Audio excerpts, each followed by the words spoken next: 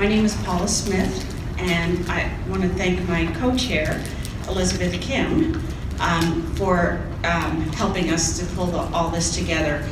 This symposium is on the school to prison pipeline. It is sponsored by the Diversity Network Committee.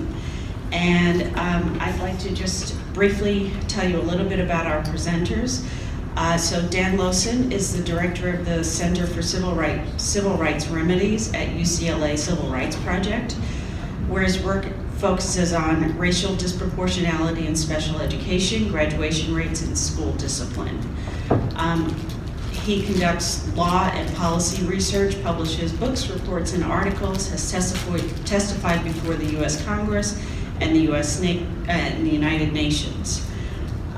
He's got a Teachers College Press bestseller, Closing the School Discipline Gap, a compilation of peer-reviewed research regarding racial disproportionality in school discipline, what we know about effective remedies, and he's also the lead author on several widely cited co-authored empirical articles on disparities in school discipline. The next speaker, so you'll hear from Dan first, and then the second speaker you'll hear from is Nayna Gupta.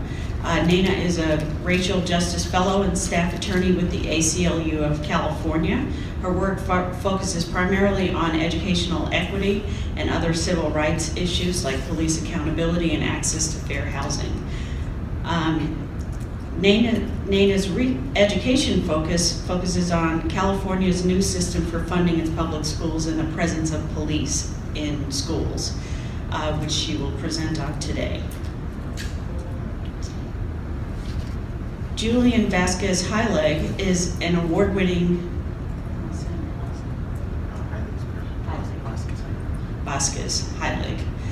is an award-winning teacher, researcher, and blogger.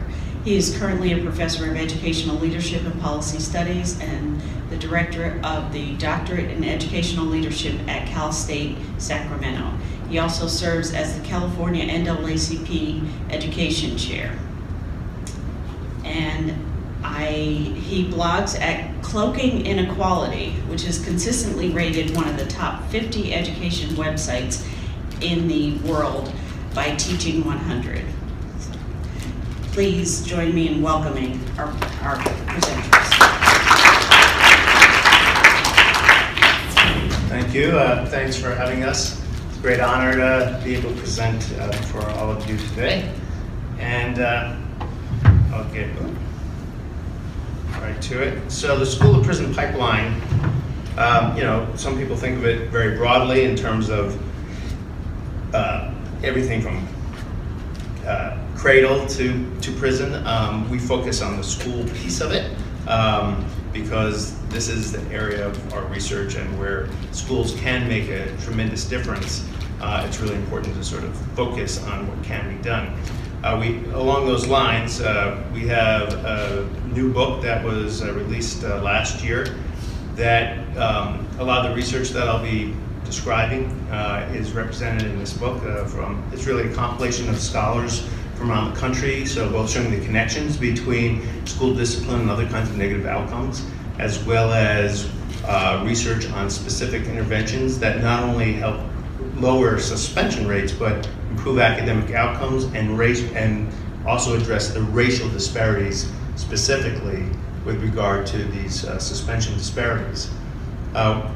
We really all should care about what we call the school to prison pipeline. It's quite a negative impact from what's in most cases an educationally unsound practice. So kicking students out of school, but there's really no adult intervention. It's really a non-intervention when you think about it.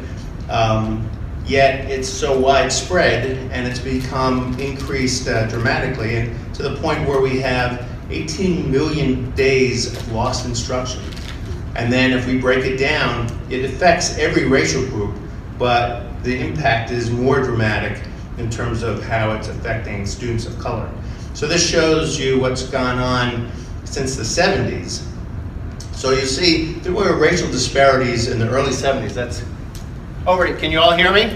Yes. So down here, we see a racial disparity of about 3 percentage points. This is grades K through 12. And this is counting only kids who have been suspended out of school one time. So when we add the total number of suspensions, the disparities grow even further. This is based on OCR data from each of these periods. The most recent data point is from 2011-12, and you can see as sort of the war on drugs was brought into school districts to inform how we address students who are misbehaving, or sometimes students who are just there and acting normally, but because of racial bias are being kicked out of school for all kinds of minor infractions. We see this tremendous racial gap emerge. But it's even more pronounced if we break it down between elementary and secondary levels. So we see that, for example, at the highest number right here, this is black students at the secondary level. About 1 in 4, just under 1 in 4, were suspended out of school at least once in 2012 at the secondary level. And you can see here that it's about 8% at the elementary level. So a big change. You can see each group increases dramatically. This is students with disabilities without regard to race. So it goes from about a 5 percentage point difference to 18%. Almost 1 in 5 students with disabilities at the secondary level suspended at least one time. What we do at the Center for Civil Rights Remedies, which is part of the Civil Rights Project at UCLA, is we bring this kind of evidence to policymakers, to educators, to advocates. But we also, it's really important that when you're saying there's a problem, that you have a solution, and that's why we've been also helping spur on investigations to what works, what do you do instead? And we bring these to policy change agents at all levels, so down to the district level, to community advocates. You can go to a website called schooldisciplinedata.org, and you can get the kind of information I just showed you on every district in the nation. Further broken down elementary, secondary, you can drill down, you can compare school districts. So there's a lot of information there, and when the next data set comes out, hopefully this summer, you'll have a whole new set of information that's more recent.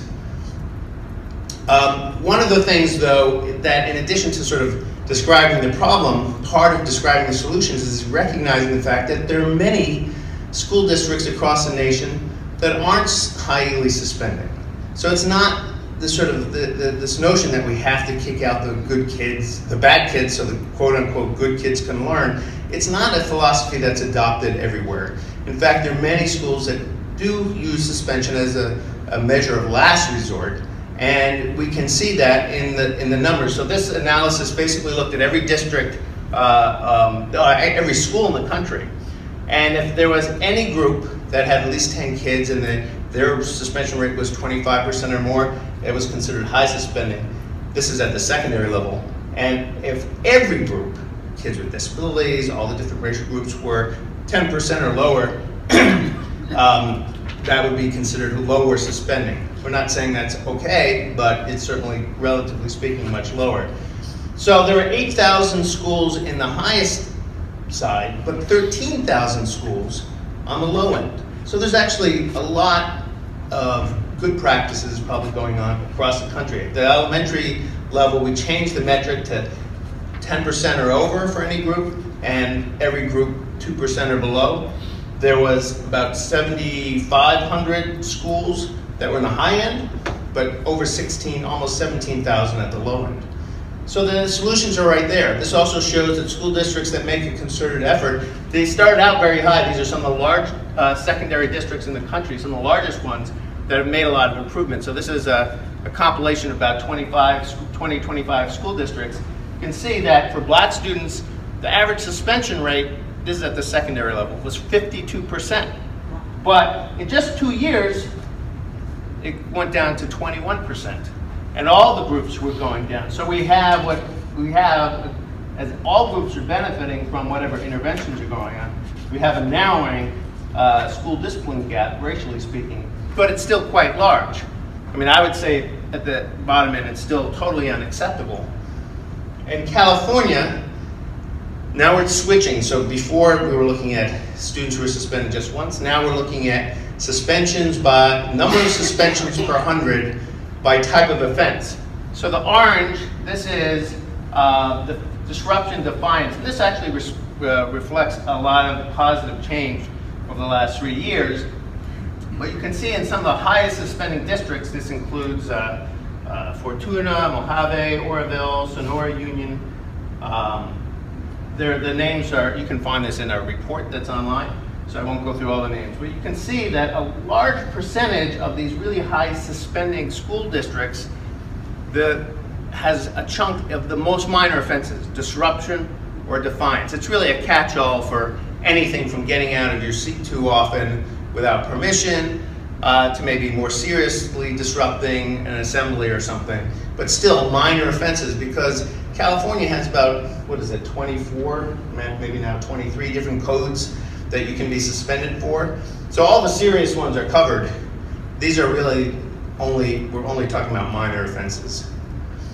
Then when we look at what's going on, this is back to national data, looking at what's going on with students with disabilities, we see huge disparities that are even worse. So across the board, all groups are being suspended more. But look here, this is black students with disabilities at the secondary, black male students, the secondary level, 34% nationally. So you can imagine if this is a national average, there are districts where it's 80 and 90%. So this is really horrific. And when you think about, for kids with disabilities, by law, you are not allowed to suspend a student or not allow them to attend school because of their disability. That's a violation of the law. And so if their behavior is a manifestation of their disability, that counts. You can't suspend them because of a behavior that's a manifestation of a disability. Yet that must be going on to have these dramatic differences across the board at the national level that are just, and we're going to return to this because there is some federal policy. But we also, when we looked at, this is a chapter in the book I mentioned, when we looked at disability types, the one group that had the high suspension rate in K through 12, 33%, was kids with emotional disturbance, emotional or behavioral disturbance. So that's the most logical connection, is that their behavior is a manifestation of their disability. And the next group down is about 14 or 15%. So there's a really, we're traumatizing some of these kids with disabilities by keeping them out of school right and left because they have a disability. A lot of people don't realize the Individuals with Disabilities Education Act, when it was first enacted in, I believe it was the Education All Handicaps Act in 1976, was educated in part, was adopted by Congress in part because of 2 court cases which said schools can't exclude kids with disabilities on behavioral grounds, and that was going on in states across the country. So that's why we even had the IDA, is to stop this from happening, yet it's going on at incredible rates. In Texas, now we're changing the metric a little bit. We're counting all disciplinary removals. So in-school suspensions, out-of-school suspensions, being sent to an alternative school, any disciplinary removal, and we're counting removals and not one kid one time. Yet Texas, for every 100 black students, this is now K through 12, every 100 black students with a disability, 110 disciplinary removals. For white kids, it's 40. It's still unacceptable at 40. But you see these huge racial disparities. You got to ask yourself, what is going on and how come more isn't happening to stop this? Well, in fact, the IDEA there is a law that says every state has got to look at every district for racial disproportionality in suspension, as well as in restrictiveness of setting, and as well as in identification rate in certain categories. The one thing that's been getting overlooked until recently is discipline disparities. So how many districts in Texas were identified? 0. None. Not a single one. Why? Because until the proposed rules, which aren't in effect, they're just proposed, the federal government was letting states set their standard for how they review districts anywhere they wanted. So it might have to be 7 times more likely that a black student with disabilities was suspended out of school than their other non-black peers with disabilities, before anything happened. I mean, the states were just defining the problem out of existence despite a huge problem. And so the proposed rules, which are being debated pretty hotly, would change that and require that every state adopt some reasonable standard that would be reviewed by the Secretary to ensure, of the top 11 states with the highest rates for black students, of those, 7 had 0 districts that they identified. Only 17 states found any districts. So the other thing is that another big movement, as we're all aware, is charter schools. But charter schools, one of the problems is there's many charters, not all charters, but many, are accepting fewer kids with disabilities than their neighborhood schools, and also tend to, this is not based on our research, but on others have found, that they tend to bring in kids with much milder disabilities than the general population. So they're already dealing with kids with less severe disabilities as a subset, and fewer of them. Yet here are some of the discipline disparities by disability, kids with and without disabilities. You see that there are huge differences in the percent. I mean, some of them are 73, 54. These are districts around the country that have the highest disparities in terms of kids with and without disabilities, and their suspension rates, and these are back to unduplicated counts. So these are not counting suspensions now, we're back to, so the numbers are actually quite worse if we did. And some of these are award-winning charter schools, that are, we hear of all the great achievement scores. In fact, one of them was started by the now Secretary of Education, Secretary King. He started a charter school in Massachusetts that actually belongs on this list because one of these schools, Lake Wales, has since been closed down for other reasons due to corruption. So we know that frequent suspensions increase the risk for juvenile delinquency. One of the studies in our book points out that when they looked at all the different racial groups who was suspended out of school as the first indication of any kind of delinquency, it was much more likely that black and Latino kids were suspended before any other sign, whereas white kids tended to have some sort of other indication outside of school. And so the question is, are we actually contributing to delinquency by kicking them out of school where there's no adult supervision, where they're more likely to get involved in gangs? You can see what I think the answer to that question may be. And then we have the most ridiculous things, like I've heard superintendents and principals say, well, we care about gang problems, so we're suspending kids for dress code violations. That makes, I noticed Gottfredson, one of the leaders in research on juvenile delinquency, is, I think, presenting here, or some of her work is being presented. She's here. Yeah. Oh, great. One of my heroes. And she'll say the best antidote to juvenile delinquency is to find ways to keep kids in school. So it makes no sense whatsoever to be suspending kids with no guarantee of adult supervision for things like dress code violations or truancy. I mean, kids who are already disengaged are getting pushed further out from the school and more likely to get involved in the juvenile justice system. And there have been longitudinal data that have been studied. For example, there's one that looked at every middle school student across the state of Texas for over 6 years and found it dramatically increased, even one suspension dramatically increased the risk for juvenile delinquency within a year of being suspended. So these connections, another study that tracked every 9th grade student in Florida found that there was an association, and this is a correlation, not causation, of an increase of between 16% of kids who had not been suspended, their risk of dropping out, to 32% for just one suspension. Now, Bob Balfans further did some analyses, and we have a report coming out tonight, 12:01 midnight, on the high cost of harsh discipline and its disparate impact, where it's a follow-up to Balfans, as well as, it's Russ Rumberger, who's the lead author, and we've sort of done some number crunching to show the predictive power of suspensions in terms of dropouts, and then calculated the economic cost nationally, and as well as for those 2 states, and it's huge. I'll just say that much. It's huge. Let's see. So there are all kinds of factors controlled by adults. Another study looking at across the state of Indiana looked at the attitudes of principals and found that not only did principals who adopt a sort of harsh discipline mentality tend to have higher suspension rates, but also this predicted greater racial disparities. And so that's after controlling for race and poverty and other school factors. So when we look at this, it is something that schools control, something that schools can do something about.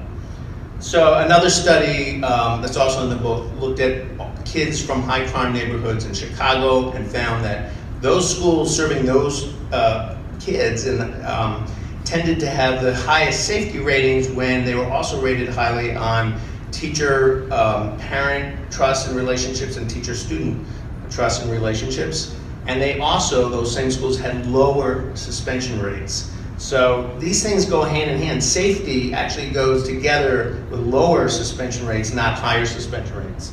I mentioned that's the Steinberg. The other thing is that there is a randomly controlled study about the impact of a teacher training program called My Teacher Training Partner Secondary, done by Ann Gregory, where they looked at the impact of a training program that wasn't about school discipline. It was about improving the relationships between and student engagement. And it's very rigorous, sustained, year-long sort of intensive training, but it not only has already been sort of validated for improving achievement, but it dramatically reduced the referrals to the office and eliminated the racial disparities. So there are things that actually do both of these things.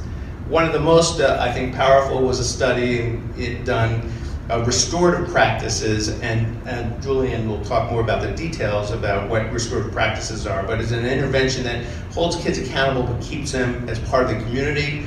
And the goal is to be reinforcing sort of the positive things about being an important part of the community and not shunning kids for every little thing.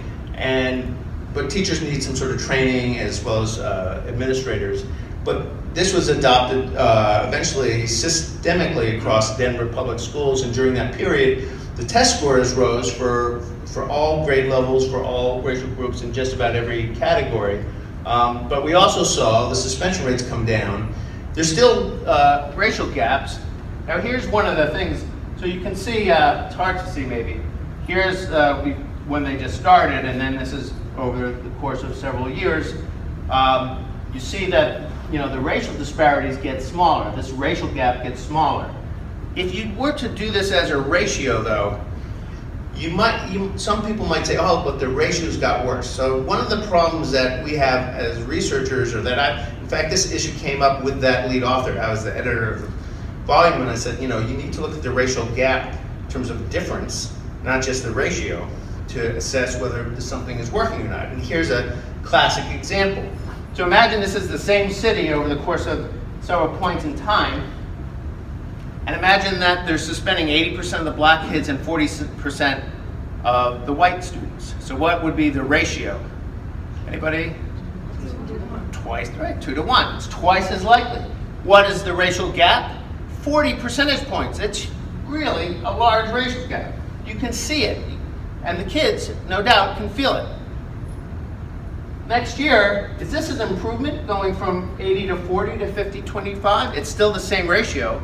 And I would say, yes, all the kids are better off because we know about the harmful impact of getting suspended out of school. So this is an improvement, but not if we're just looking at ratios. They would value these things equally. Then you get 10% of the black kids and 2% of the white kids. What's happened to the ratio? It went from twice as likely to 5 times as likely. This is not getting worse. This is getting better. The racial difference is 8 percentage points. And here we have, they've done restorative practices, social emotional learning, all these good things invested. There's still a racial gap. I would still find this disturbing as a civil rights advocate. It's 2% compared to 1/10 of 1%. The ratio is 20 times as likely that a black student would be suspended out of school. But the racial difference is 1.9 percentage points. So it's, if it was 40 here, it's a huge, huge, huge diminishment of the gap, of the differences. In terms of the civil rights aspect, every civil rights attorney in the country would prefer this to this. and all the kids are better off. So it's really important. Now this is the reason I raised this, is in this proposed rule that they're going to improve the fact that no states are identifying districts in this area. They were going to use ratios only, and they were going to use ratios to measure progress. So sometimes, you know, we have to do more to get research about what works and how to measure it into the hands of the policymakers. So there is the letter that I helped draft was signed by the Leadership Conference on Civil and Human Rights and had about 20 different signatories. So there is, but I think a lot of folks in the field of health know about what I just presented, know that you have to look at differences and not just ratios. So it's important for folks to weigh in as much as possible. So now we have also the Elementary and Secondary Education Act. How am I doing on time? About 1 minute? 2 minutes. 2 minutes, okay, great. So one of the things that was added to, it used to be No Child Left Behind, and it's really the Elementary and Secondary Act of 1965, part of the War on Poverty. It's now called the Every Student Succeeds Act. It's the same federal omnibus. Most of the federal funding to states comes through this. There's more flexibility, so less test-driven accountability. Fewer schools are going to be closed down and replaced by charters or state takeovers. There's an option, though, of having a school climate indicator, and every state could opt to do this, and I would encourage all of us who have any input, if you're involved in that process as a stakeholder, to provide your input. If you know someone, let them know that school discipline that states should adopt the school climate indicator of performance. So it's part of the accountability system. There is a requirement that every state look at the overuse of suspension and provide an assurance that that is happening, but there's not a lot of details on that. So that could be fleshed out a little bit more. And then there's annual state and district report cards that are required that are in accordance with the civil rights data collection. That's the source of data that I use, but it's only collected every other year. So now there's some confusion. So if you have anything, did anyone know about this process, about state accountability plans in this room? Anybody? A couple people. All right, well, find someone who does and let them know that there's more that states could and should be doing around this topic. So I am not going to spend a lot of time. So one of the things also is that in general, the things to remember in terms of federal and state policy are that we need data. So it's not good enough that we every other year get data on every school and district. Now, if you're in California, you get annual data, but there's no data on students with disabilities being reported currently. Despite a federal law that requires every state to report that data to the public every year, it's not happening. They're out of compliance. Nobody's saying boo about it, except for maybe you, right? Hopefully. Accountability, I mentioned, we need this part of the state accountability plans, and we need, for example, in LCAP, this is the funding that all of these districts get now to the additional funding to address, including school climate, is one of the required areas.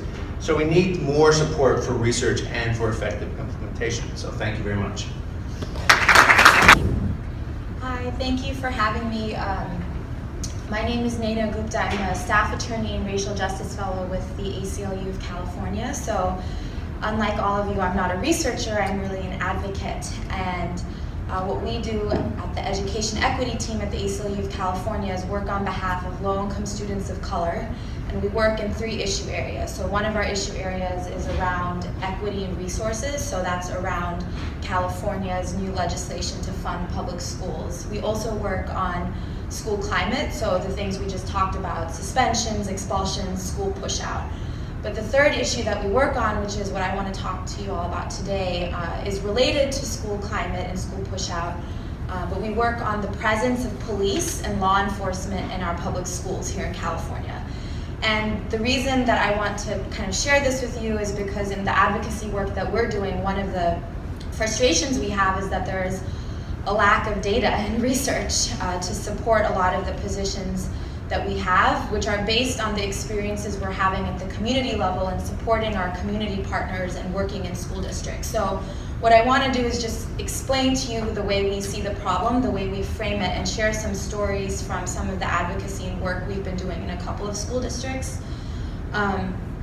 So just in terms of the school to prison pipeline and where does this piece of police and schools fit in? So obviously, when we're talking about the school to prison pipeline, we're talking about this disturbing national trend where our kids are funneled from the public school system into the juvenile and criminal justice systems. But when we talk about police and schools, we're not really talking about a pipeline anymore, right? We're talking about bringing the system directly into our schools so that law enforcement officers immediately are interacting and disciplining our students. We're not talking about increasing their vulnerability to the system because they've been suspended multiple times and there's no intervention or support when they're out of school. We're talking about acting out in school and the immediate discipline you receive is from a police officer. So the way we talk about the issue and the way we frame it is that this is even more urgent in some ways than these other school climate issues that we've been discussing. So just to give you a quick snapshot, and I'll go more into detail specific to California, but school-based policing is the fastest growing area of law enforcement. So in 2008, the estimate was that there were 20,000 police officers nationwide. Now estimates are 46,000 full-time and 36,000 part-time. This has become standard practice in school districts in California, particularly ones that are serving low-income students of color. So this is just an example. Los Angeles LA Unified School District is probably, I would say, it is the largest school police department of its kind. And I just to pause there because I know this is something that's not obvious to folks always, but when I say the LA Unified School District Police Department, I'm not talking about LAPD. I'm talking about the school district's own police department, right? So we're talking about in districts where they have their own police departments reporting to school boards. And in LA Unified, as you can see, we have over 350 sworn police officers, another 126 school safety officers, and I'll explain what that means in a moment.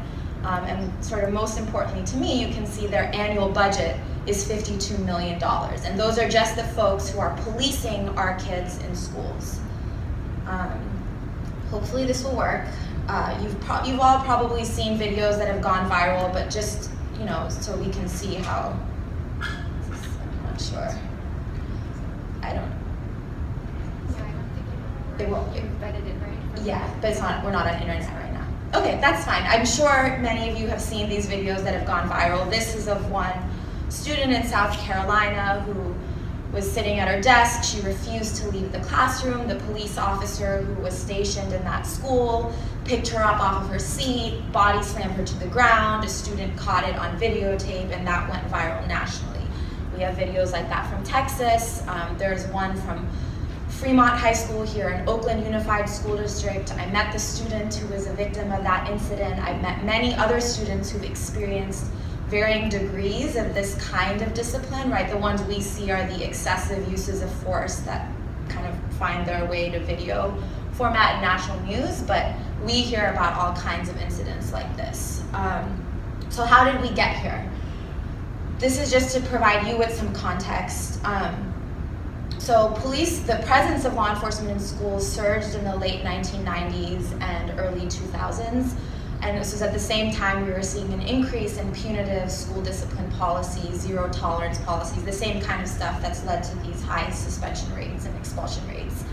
And this happened because of high profile national incidents around school shootings, right? It created this sense of fear that our kids aren't safe at school, and so we need increased police presence.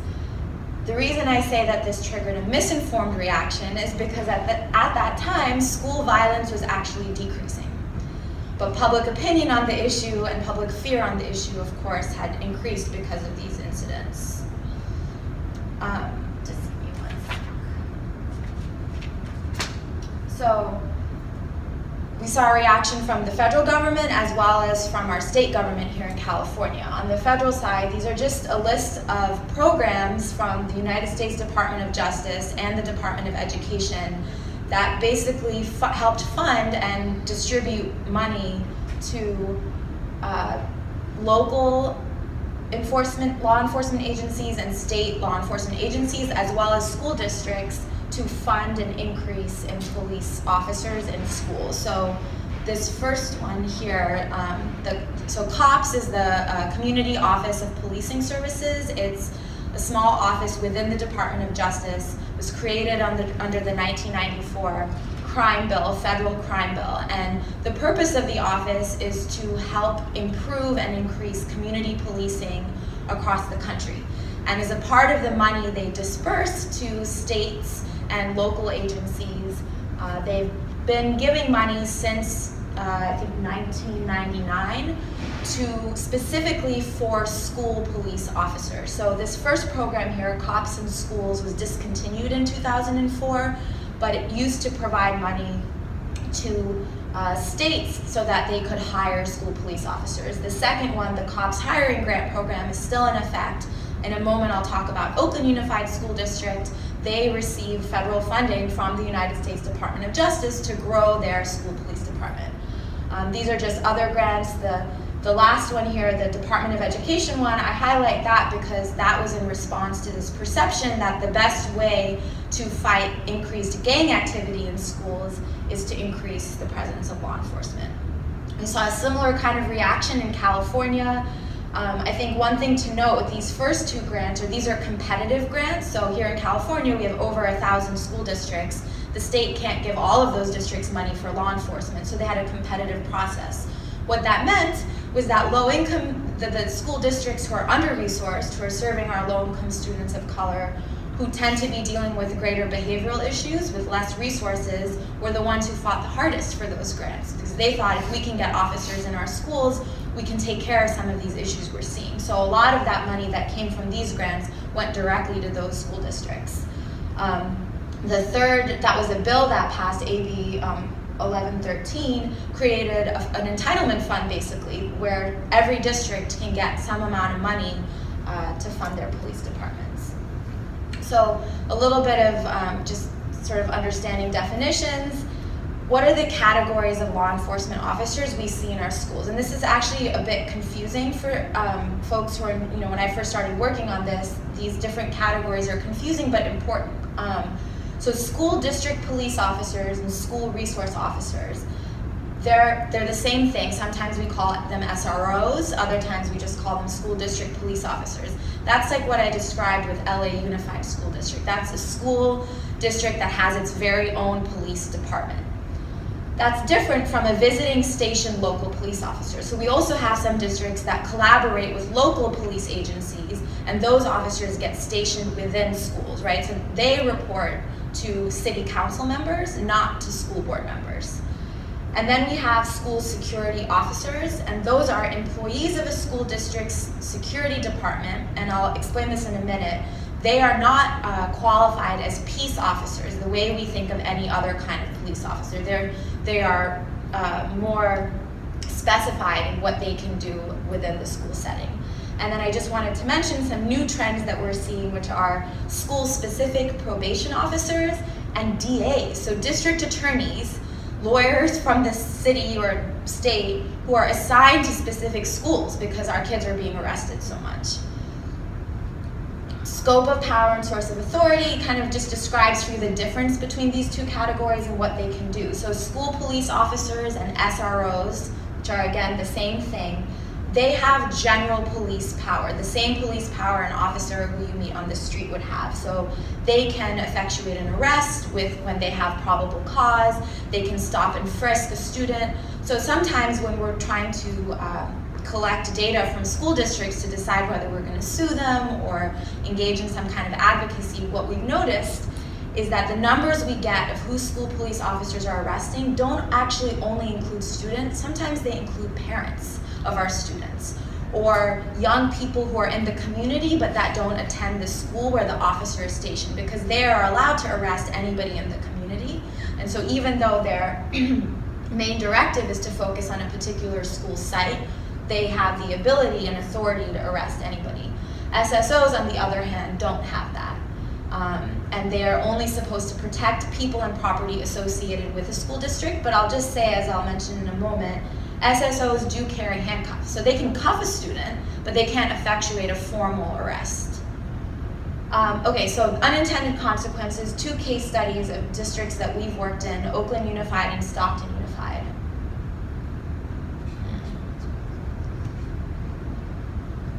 So in January 2011, this is a photo of Raheem Brown. He was shot and killed by an Oakland school police department sergeant. So a sergeant from the district's school police department, after he allegedly tried to stab another sergeant with a screwdriver.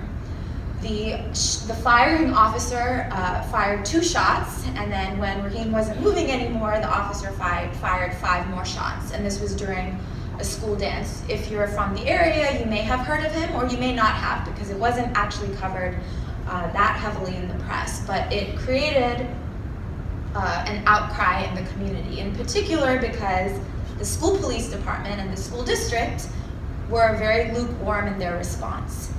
Just give me a second, I want to make sure I get this right. So the school district was sued in a private civil suit, not by the government, and ended up settling the case for $1 million, which in those kind of cases is a high number, right? It's a high number because the officer who was with the shooting sergeant was very upfront and honest and said, the partner I was with, this was a clear excessive use of force, and so the school district was forced to settle for this amount of money. So this sparked a community outcry amongst many of our community partners in Oakland and legal advocates like the ACLU and Public Counsel. We put together this campaign, really we didn't, community organizations did, and we supported the campaign called Bettering Our School System, BOSS. One organization in particular, the Black Organizing Project, took the lead with this. And the ACLU and Public Counsel, another legal organization, partnered with, I don't see that slide, okay. Partnered with the Black Organizing Project to create a report called From Report Card to Criminal Record, the Impact of Policing on Oakland Youth.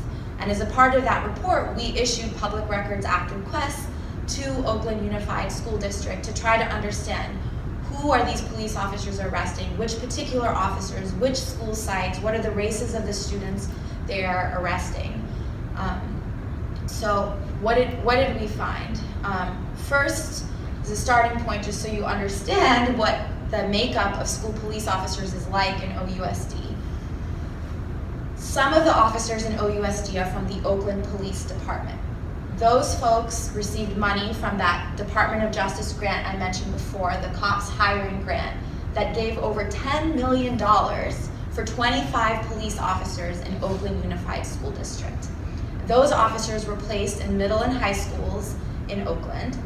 And one thing I want to emphasize here, this is important in the work we do, is that there was no MOU, no memorandum of understanding or agreement between the Oakland Police Department and the school district that delineated what those officers should be doing in the school. There was no kind of agreement about these officers should only be dealing with these kind of disciplinary issues and not these other ones, or this is the way they should act when they deal with students because they don't usually deal with students in their everyday policing work in Oakland. Nothing that was created between the district and the department. And that's never been a requirement from the federal government when they give this money. The Oakland School Police Department is its own separate school police department, right? They have a number of officers. That department has grown over the years despite the advocacy we've tried to do at the school board to decrease their numbers. So as of last year, we had 4 sergeants, 14 school officers, the chief, who we met with several times, and then at least 85 school security officers. Those are the folks, again, who can't make regular arrests. But in Oakland's case, those school security officers still report to the school police chief. So what did we find when we issued these PRAs and we started to look at what data we could get from Oakland Unified School District? And I should just say that getting the data was a 1.5-year long battle, right? It's not something that's easy to get, even though we're entitled to that information. And part of that is because the district doesn't want to give it up.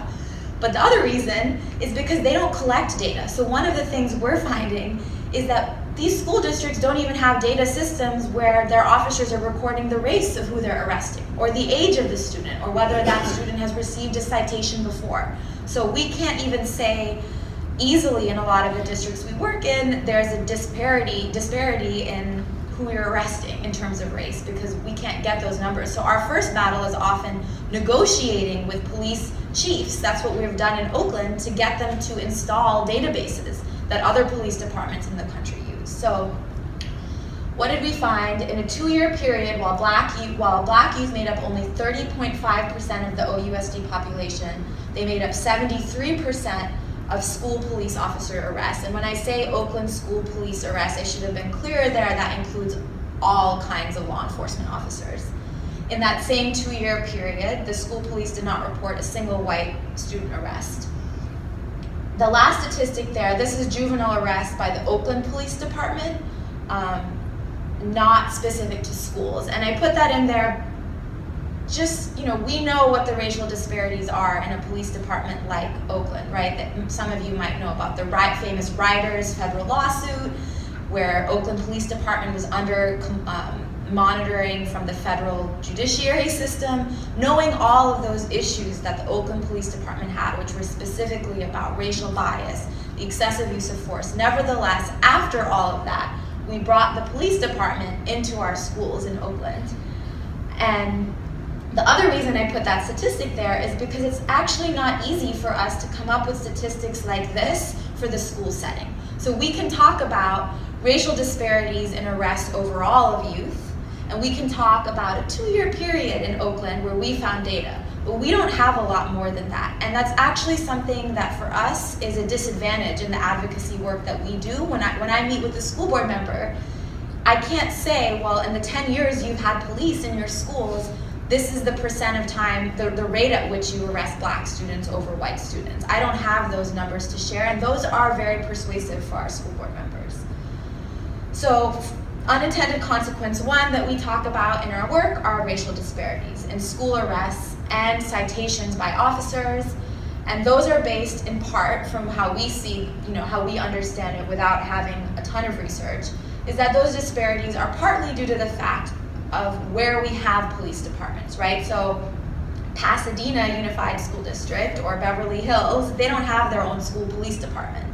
The districts that have them are the districts that are already disproportionately full of students of color. So that's one piece of the data, right? But then even within districts, like Berkeley Unified, or within specific school settings like Oakland Tech, where we have a broader mix of racial backgrounds represented in the school, our experience is that we see disparities within those schools and those districts as well. So those are 2 different kind of pieces of where we think the disparity comes from. But again, research is limited.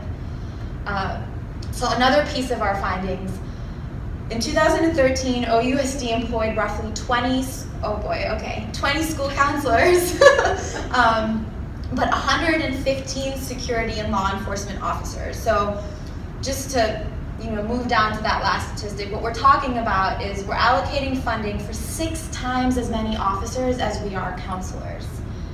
And so that brings me to my unintended consequence 2, which is that we're talking about cops, not counselors. And when we do our work, we're framing the issue as counselors, not cops. And the reason we do that is because of how we see things play out in the school setting. We know teachers are overwhelmed in the classroom, right, by behavioral issues, a high number of students, a lack of time. When they can't deal with a behavioral issue, they don't have a school counselor to go to if you're in a district like Oakland where you have 1 counselor for 1,800 students. But if you have 4 police officers roaming the hallway and your student is talking back at you, the first thing you do is you call that officer for help, right? And that for us is problematic. And I know I only have 5 minutes, so I want to skip ahead to a piece that I think is important. And this is coming out of Stockton Unified School District. That's the school district, for anyone who doesn't know, in the Central Valley. And that's an area we've started working in more heavily. And Stockton Unified, as well as San Bernardino, has really abnormally high rates of arrest of students. And we're still figuring out why their rate of arrest is quite that high, whether it's how they're defining arrest, what their practices are. Why is it that the rate of arrest in Stockton Unified is 37 times higher than the average in the state? And why in the past, since 1991, have they arrested 1,500 students under the age of 10, right? We're kind of doing a lot of advocacy, working with the district to try to unpack these numbers. But this is the piece I want to share with all of you, which is when we met with the school police chief in Stockton, he shared this with us. This is, and you don't need to be able to see the details, but just so you have kind of an image of it, this here is the education code. That's the California education code that school districts follow that has the 25 or how many ever disciplinary violations that a student might make that requires some kind of discipline, right? That's in the ed code. This here is the penal code. That's the California penal code. That's what officers use when they arrest somebody or they issue a citation on the street. What the police chief did for the Stockton Unified police officers and security officers was to line these two up and to say, if a student violates this code of the section of the education code, that corresponds with this section of the penal code. And then he makes recommendations for what actions the officers are allowed to take. And you'll see there are C, D, N, and A. So C is counseling.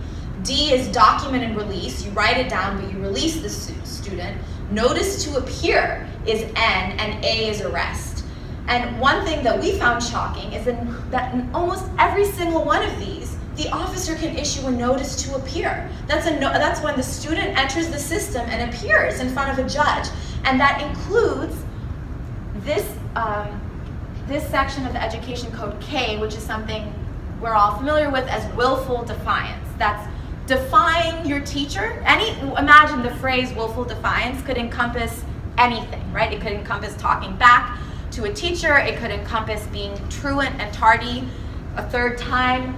Any of that fits within willful defiance. And as you can see here, Stockton police officers were instructed by the chief that they could issue a notice to appear, and that it's in their discretion to decide what level of action to take. There's no guidance beyond that.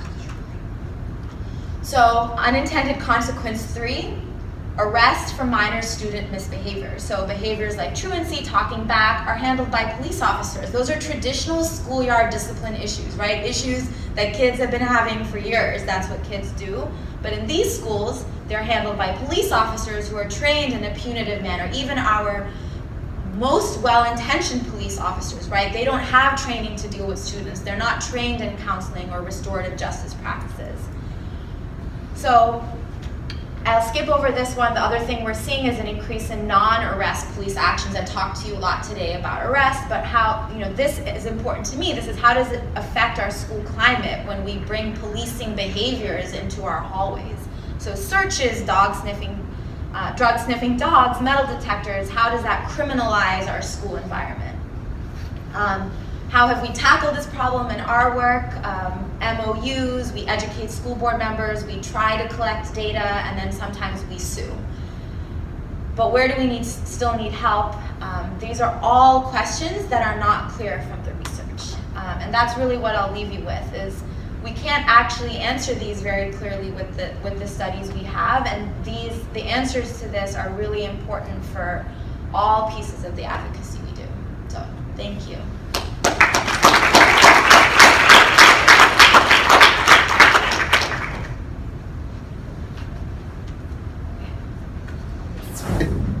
So I am in the unenviable position of being the last speaker in the first session after lunch.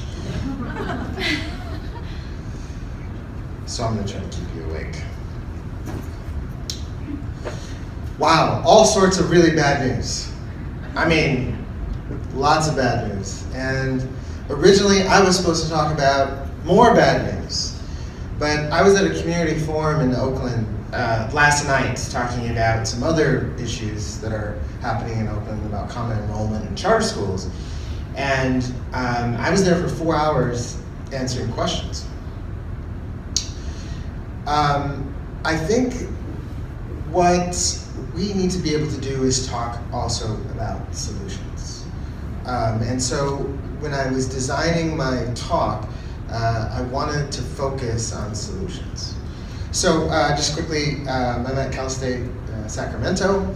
I also serve as the education chair for the state of California for NAACP. And so I want to talk today about some evidence-based practices. When I was previewing the conference website and the organization website, what really stuck out to me was this evidence-based practices. So I want to talk to you about 3 of those today. Okay, so I'm actually going to skip over the school to prison part because I think we've talked extensively about that. Then I'll talk about some of these evidence-based practices. So the first, youth courts. How many of you had a 4-foot-tall defense attorney? How many of you? Would you say yes to a 4-foot-tall defense attorney? So let's talk about youth courts. For those of you that are at universities, this is one of those things that you could convince your colleagues in the law school to do. So youth courts, they exist across the country.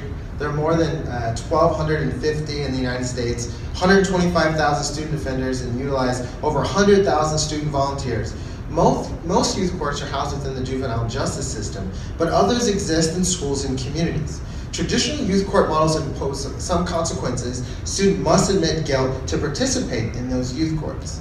Structurally, the school-based model is similar, but the players are different, as are the consequences. So in Austin, Webb Middle School, which has a long history of being underperforming, and actually was recently turned around via the community schools wraparound approach.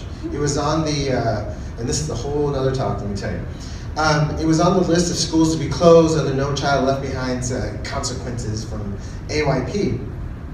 But the community got together and turned around Webb Middle School, they turned around Reagan High School.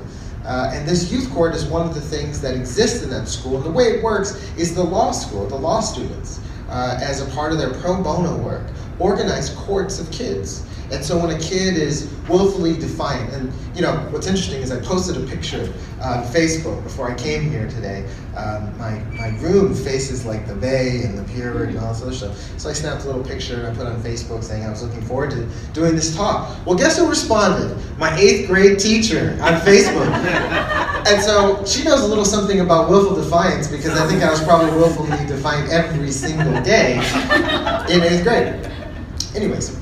So, so what we were talking about. So with the youth courts, at Webb Middle School, the law school works with the school so that the the discretionary offenses that occur in the school, because there are some offenses, of course, that are not discretionary, like drugs and guns and these sorts of things, which you do sometimes see in middle schools in Texas. For the discretionary offenses, the students can opt into the youth court, and then they have a 4-foot-tall defense attorney.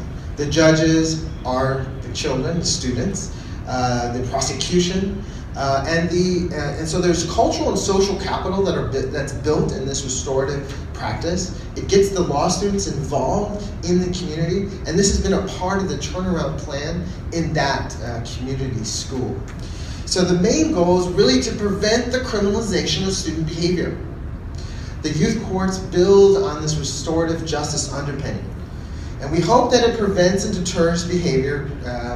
And the youth courts are a policy solution to this push-out phenomenon, the school-to-prison pipeline conversation, cops in schools. Youth courts are attractive as a policy solution because they reduce this juvenile court backlog, referrals to juvenile courts. They lower recidivism rates and provide offenders and the volunteers with opportunities to learn law, citizenship, and interpersonal skills. So that is EBP 1. Better data. So we talked a little bit about data. You know, we have assessment data as far as the eye can see. Common Core, the Gates Foundation, the Broads, the Wall Foundations. We have so much data on student achievement as far as you can see. But the data that we really need to change this society, it's harder for us to get a hold of. It's hard for us for districts to, as the attorney spoke about, to agree to collect this data because it shines a light on these very, very serious disparate impacts of these approaches. So I want to talk about a district that stepped up to the plate, and they're collecting data that allows us to ask questions that we really want to ask about school discipline, which is, Well, if X happens and you do Y, then what happens after that on the other side of the equal sign, right? Because in most state data, we just collect data on offenses, but we don't know what the responses are, and then what the recidivism after that is, controlling for a variety of factors. That's the kind of data we need. And so this particular district uses an internally developed collaborative data tool to monitor student discipline actions and interventions across campuses. The data system is an electronic dashboard that draws from a number of district databases to create a comprehensive student profile, including academic behavior, health, and intervention service information. The system allows for input from service providers, teachers, administrators. It has the capacity to identify students that need additional academic or behavioral support, locate appropriate interventions, and track services and student progress. And like I talked about, a major limitation of most disciplinary data available at state levels is that only removals are included, suspension, expulsion, etc. State data currently provides no information on the counts or plights of students who commit an offense but not subjected to exclusionary discipline. Additionally, data is collected on school discipline that includes disposition codes. Disposition codes refer to a specific disciplinary consequence or response to student offenses, such as removal to a DAP off campus, counselor referral, behavior contracts. Most student offenses in these urban districts in this data set are linked to a disposition code. So now that we have this data, we're able to ask some really cool questions. The last presenter said there's a lot of questions out there we would like answered, right? So let's ask some questions, right? Millions of students across the U.S. experience this exclusionary discipline in predictable, unpredictable ways. And I should say, this is from one of my favorite dissertations. I've chaired 10 students in my career so far. And this is one of my favorite dissertations. It's called Discipline Without Derailing, an investigation of exclusionary discipline practices in schools by Rebecca Cohen. She published this dissertation in 2013. So typically, exclusion happens for nonviolent discretionary offenses, especially in Texas. And research suggests an association between exclusion and negative outcomes for students. That's fairly well established in the research literature. There's no evidence that student removals improve overall safety. Suspension and expulsion do not seem to be optimal disciplinary solutions, therefore. But how do we know what students are better off with non-exclusionary dispositions? To what extent does it depend on a student offense? Those are some really easy questions, right? But we don't know the answer to those because we don't have data in most places that's specific enough to ask those kind of questions. So what did she ask? How are disciplinary dispositions distributed across offenses and student characteristics? So that means race, gender, etc. What is the relationship between exclusion and student academic exclusion and behavioral outcomes? To what extent does the relationship between exclusion and student academic and behavioral outcomes depend on student offense? So control variables, which is controlling for all these different factors, all things being equal, what do we find? So what's in play in this data? Race, whether you're special ed, what year it was, economic disadvantage, English language learner, gender, school level, and also student achievement. And so what were the outcomes of the work? What were we trying to understand? What was occurring? Progress through school, whether they received future referrals, and how many future referrals they received after any particular disciplinary response was recorded. So what was found? So we recommend a district has this data. We run the models on the data. What are the results? Controlling for offense and student characteristics, a student is generally worse off when excluded than not excluded for disciplinary infractions. Controlling for these factors. When a student receives an exclusionary disposition for his or her first offense, she's significantly more likely to commit future offenses. So if you send a kid to DAP or take them out of school, they're more likely, controlling for all factors, for this to occur again. Some offenses have a more meaningful effect on the relationship between exclusion and student outcomes than others. So for example, one of the interesting ones is, and it doesn't hold true for all offenses, right? So one example is truancy, right? And a truancy in Texas can get you into the courts. And so what the dissertation showed is that for students that are truant once and you suspend them, they're actually much less likely to be truant, right? Which runs counter to most of the other offenses. But if they're truant a lot and you suspend them, then they're likely to become more truant. So it's not a one-size-fits-all. With this sort of granularity in the data, we know, based on different types of students, different types of offenses, which responses are better for students. So some recommendations: limit administrators' ability to use out-of-school suspensions and DAP for discretionary offenses. Initiate and expand implementation of alternative disciplinary approaches to improve school climate, decrease student misbehavior. Youth court, one example. Collect and report data and use it to inform disciplinary decision making, which is kind of like a duh, right? Because we're so intent on data about test scores that, the little bubble situations that the students take, there are 50 questions, but yet in this very important area, we don't have data of the granularity that we need to make important decisions. Provide additional supports to help students navigate the disciplinary process. Give them that cultural and social capital that they need to understand and navigate this complex system that we place in front of them. And then finally, the last one is community-based reform and restorative justice. Of course, restorative justice is a broad term that encompasses a growing social movement to institutionalize peaceful and non-punitive approaches for addressing harm and responding to violations of legal and human rights and problem solving. So, does restorative justice work? That's the question you might be asking. We're always talking about restorative justice. Well, WestEd just released a report 2 months ago about restorative justice. What did they say in the review of the research? The community of support for its implementation has grown exponentially over the past several years. The research literature demonstrates that restorative justice is a promising approach to address climate, culture, and safety issues. The preliminary evidence in the research literature suggests that restorative justice, and this is across studies that they reviewed, has positive effects across discipline, attendance, graduation, climate, culture, and various academic outcomes. So we've talked about restorative justice. Now let's talk about a different approach to education reform. What we've had for the last 10 years or a little more, if you're in Texas and some of these other places, is a top-down approach to education. No Child Left Behind basically codified a top-down approach for testing, AYP, all these other things. And so what's really an alternative to this is a bottom-up community-based approach. And I'm going to talk specifically about how we're doing that for accountability and school finance here in California right now. Warren talks about civic alliances in impoverished communities build civic and political capacity. Top-down hierarchical models in education reform ostracize community-based alternatives. More research, it brings all these different models of community engagement, whether it be for student assessment, whether it be for teacher assessment, whether it be in terms of community-based charter schools. There's a whole set of community-based approaches that are alternative to the top-down approaches. And I'm going to talk specifically about community-based accountability or local accountability as an alternative to the top-down accountability that we've been facing in this country since No Child Left Behind was enacted. So in California, how many of you are from California?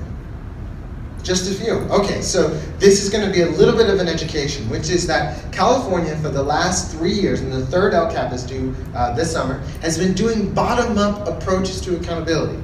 I'm very proud to say that I was involved in this thinking and these thoughts since 2012, which is how do we do accountability in a way that's multiple measures, bottom up, and involves community processes, right? And of course there's challenges with each of those. And I'm not going to talk about that today because that's a different talk. But I want to talk specifically about how districts are addressing school discipline and restorative justice in these local accountability plans. You can think of them, so the LCAPs are essentially strategic plans that are designed with a community-based process with different amounts of efficacy depending on the community.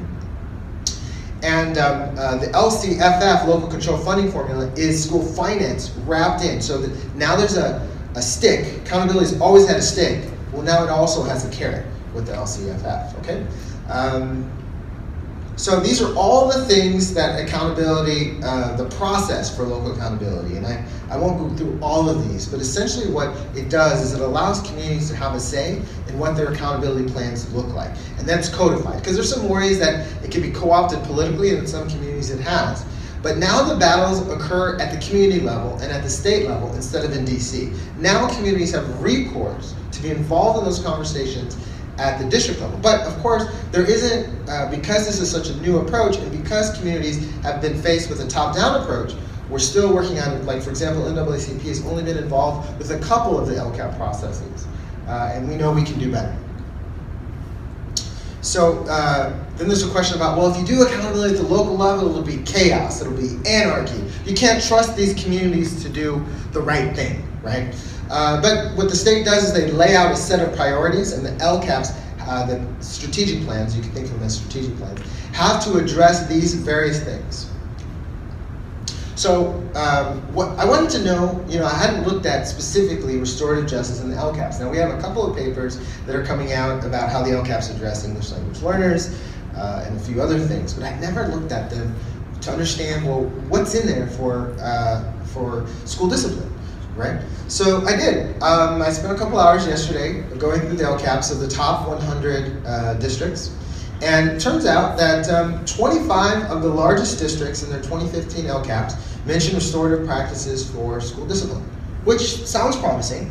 But then when you look more carefully, only 11 of the 100 provided specifics and also denoted financial commitments to what climate and safe schools via restorative practices. Now, what's interesting is after her presentation, some of these numbers that you see on the next page will make sense.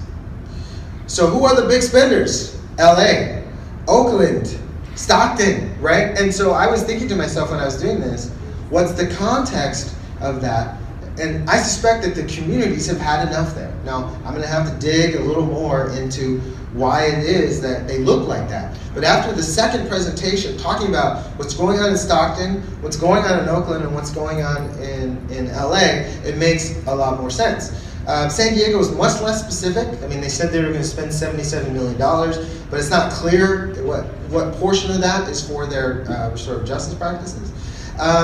Stockton says they want to expand access to restorative justice, PBIS, anti-bullying. Long Beach says they want to provide restorative justice professional development workshops to encourage conflict resolution, cultural awareness, positive behavior supports, and other alternatives, suspensions, and expulsions. So they are spending $600,000 on this over 3 years. Sac City, my home district, $200,000 for restorative justice program. Compton, $255,000. Newport Mesa, $100,000. And they said they were talking about their process in the LCAPs, and the Newport LCAP said specifically, parents particularly cited the inclusion of restorative justice programs. So it is on the radar of parents too. San Juan, $90,000, Madera, $70,000, and I'm going to focus on Madera in just a minute here. ABC Unified. Torrance said they're going to explore it, but no funding. So good news, bad news, I think. Now, here's what's interesting.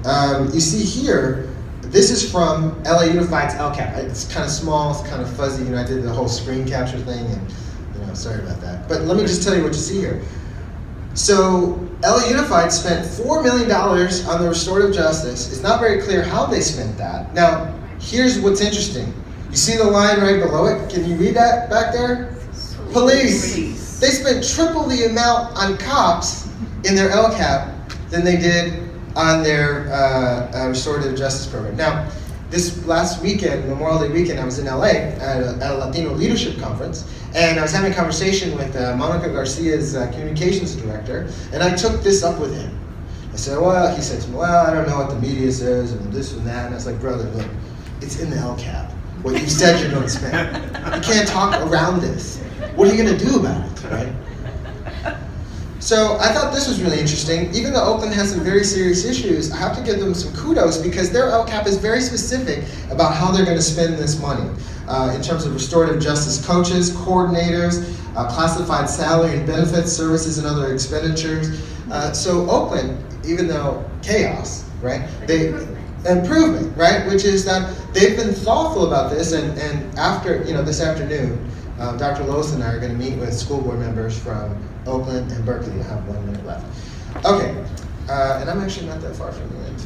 I wanted to bring attention to Madera because they're the only, one of the things about the accountability is that we expected that they would set goals for their community. The only LCAP where I saw a goal was Madera, which they said they want to decrease their suspension and expulsions by 5% every year. That's what we really want to see, I think, in the LCAPs, because a lot of the goals in these LCAPs have to do with test scores going up or down and these sorts of things. But what we really want communities, I think, to hold their districts accountable to is goals around exclusion and discipline, right? And so kudos to Madera and their LCAP for stepping out and saying that they wanted to decrease their suspensions and expulsions by 5%. So ESSA, Dan talked a little bit about this. The key is that ESSA, if you're nerdy like me, you can just download the PDF of right there. Download the PDF of ESSA, search for the word climate, and you can see specifically where they say that in the new accountability systems, you can include student engagement, you can include climate, and this is one component. If you look in the LCAPs, that's where most districts have placed these conversations 0 minutes. I guess that means I'm almost done. That threw me off, telling jokes throws me off my game. So the point is that what we want to see from ESSA is now the battle is going to occur on the community level. Now the battles are going to occur on the state level. For those of you that are stakeholders and go back to your states, these things are happening right now. And so if this is an issue that's important to you, be sure that because I suspect all of you have some type of influence where you are from.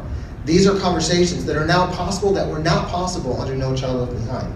So have conversations with other faculty, have conversations with civil rights groups, have conversations with your legislators, because a lot of people don't realize that ESSA, for the bad stuff that's in there, and there is some bad stuff in there, there's some opportunity too. Stay in touch with me at cloakinginequity.com. School discipline, charter schools, Teach for America, high stakes testing. We engage as a community in all of those conversations. One of the top 50 education blogs in the world, read by nearly 1 million folks in 200 countries. And also, please connect with me on Twitter and Facebook. And if you want to connect with me on Facebook, do it soon, because I'm almost at 5,000. Thank you, and have a great day.